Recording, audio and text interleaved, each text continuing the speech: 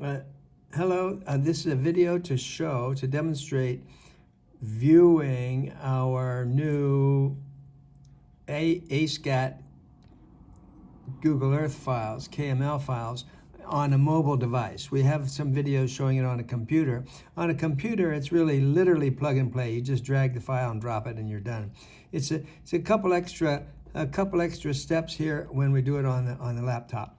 I mean on a tablet or a phone. It works on a phone.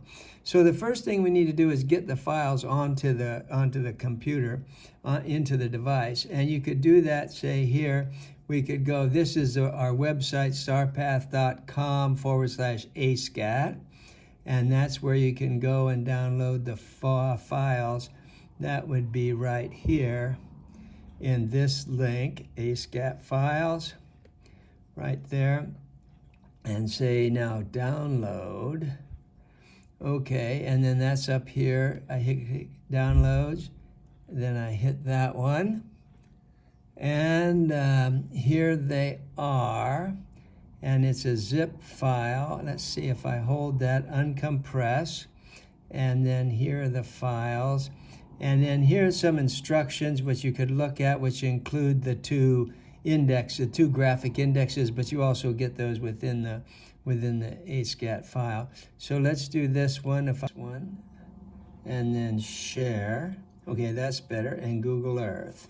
Okay, now that will have loaded it into this. I'm going to the top button over here, my search projects. So here is the one I just loaded. This one I loaded a bit earlier, I'll show you. So then you have to turn it on. Oh, no, wait, it's already on. I just turn it on. Now, at this point, I can see all these, but here's the important thing. You have to turn the whole thing on. Now they're active. Now, if I want to see the index for the US, that's what I would see. And if you're looking at, say, Bermuda, you would look over here. And here you have the San Francisco area. This area here will get new data at about 5 o'clock, 5:35 or 18:25. Greenwich Mean Time is a valid time of the data going by here, and but it takes about 2 hours to process it. So you would look for data here. You would get like two opportunities for new data at about, like, say 7:30. UTC, and then again at about 20 UTC, 25. So these are plus or minus an hour. And in those 4 views that you're getting during that 24-hour period, you will get, usually you'll get 4 pieces of new data. Okay, so let's look at this one, San Francisco, just as an example. And then you would come up here to, and it covers all these: cruising water, racing water, San Francisco. Then you have to turn it on, and then I could look at like B ascending. Wait a minute, let me turn off the index, hide the index. Now come back to San Francisco, and I have to turn it on. And there's a satellite of B, Metop B going north, and this is valid at, you see, 4:49. And our problem, what we said there was, I think it said 4:30 plus or minus an hour.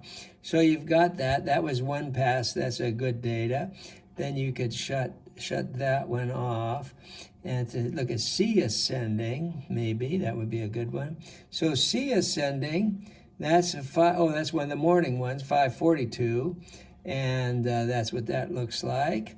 Or then the B, this is B now coming back down the Earth this way, and this is another one around the 1500 plus. Oh, it must have been 1800 San Francisco. Okay, so that's the way that data looks, and it will refresh and always show you the latest data. And then just to show you, I'll go back over here to Europe. Here's Europe, and I've set some up here. Let me turn that on. Here's your index. Whoops. Here is the index. Oh, wait, is the whole thing not on? Okay, I got to turn the whole thing on, of course. Okay, so there you have a graphic index like that, like we had before. Another one.